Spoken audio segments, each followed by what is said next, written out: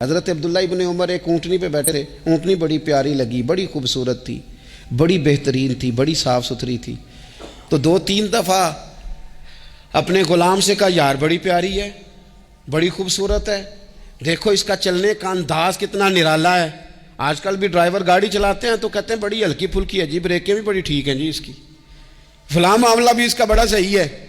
وہ اتنی پسند آئی اونٹنی, تو اونٹنی سے اترتے ہی فوراً کہنے لگے اس کو نشان لگا کے قربانی کے جانوروں میں چھوڑ دو, یہ زیادہ پیاری ہے, اسے رب کے رستے میں خیرات کریں گے. کیوں؟ ایک باریک نکتہ صوفیاء نے بیان کیا ہے. اللہ کے نیک بندے کہتے ہیں کسی جگہ بھی تمہارا دل اللہ رسول کے مقابلے میں الجھنا نہیں چاہیے. کوئی ایسی چیز جو رکاوٹ بن رہی ہو, رکاوٹ, وہ کیا کہتے ہیں, کچرا آ گیا ہے, اس کچرے کو لوگ ٹھیک نہیں کرتے, کہتے نکال دو تاکہ معاملہ صحیح رہے. ایک چھوٹا سا باریک سا ہلکا سا دھاگے کی طرح کا ایک ٹکڑا اگر کسی وقت گوشت کا آپ کے دانت میں الجھ جائے نا, وہ سارا ذائقہ تباہ کر دیتا ہے. لوگ مختلف چیزیں لے کے خلال کرتے ہیں دانتوں کا تاکہ وہ نکل جائے, کیونکہ ذرا سی بھی چیز اگر کسی جگہ رکاوٹ بن جائے نا, آپ بڑا بہترین کھانا کھا رہے تھے, زبردست غذا آپ کھا رہے تھے, ایک صرف اس میں نا ہلکا سا دانہ ایسا ہے جو سخت تھا, کچرا آ گیا, روڑا آ گیا, تو وہ سارے کھانے کا ذائقہ تباہ کر دیتا ہے. بعض لوگ ایسے ہوتے ہیں کہ ایک بال نکل آئے نا کبھی کھانے میں سے تو کھانا چھوڑ دیتے ہیں, کہتے ہیں یار یہ سارا ذائقہ خراب ہو گیا. ہمارے ساتھ یہ ہوا ہے, یہ تو ہے نا دنیاوی معاملات. اسی طرح کا مسئلہ روحانی زندگی میں ہوتا ہے. کئی دفعہ نا ہم ماننے کو تیار نہیں ہوتے, لیکن ہمارے اوپر دولت کی محبت پوری طرح سوار ہوتی ہے, وہ سجدے میں ذوق آنے نہیں دیتی. شہرت کی محبت پوری طرح سوار ہوتی ہے, وہ درود و سلام کا, ذکر کا, عبادت کا ذائقہ لگنے نہیں دیتی. وہ جو کہا تھا نا والذین آمنوا اشد حبا للہ, ایمان والے سب سے بڑھ کر اللہ سے پیار کرتے ہیں, سب سے بڑھ کر رسول اللہ صلی اللہ علیہ وسلم سے محبت کرتے ہیں. کیوں کہا گیا تھا؟ اس لیے کہ ان محبتوں کے مقابلے میں ذرا بھی کوئی اور محبت آتی ہے, روحانی ذائقہ خراب کر دیتی ہے.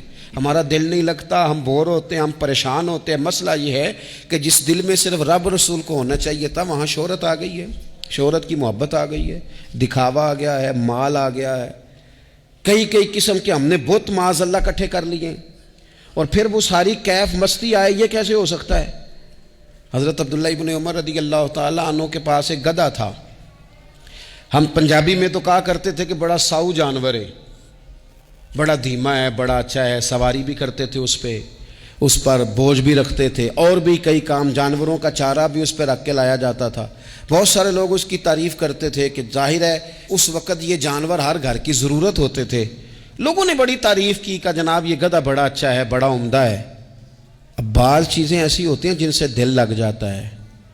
کچھ نوجوانوں نے گھروں میں بلی رکھی ہوتی ہے, گھوڑا رکھا ہوتا ہے, جانور رکھے ہوتے ہیں, ان کی پوری توجہ انہماک. ہم دیکھتے تھے دیہاتوں میں کہ بزرگ اگر کہیں چلے جاتے تھے سفر پہ تو وہاں سے بھی پیغام بھیجتے تھے کہ گائے کو چارہ ڈالا کہ نہیں, بھینس کو نکالا کہ نہیں, تم نے باڑے سے دھوپ چھاؤں کا خیال کیا کہ نہیں.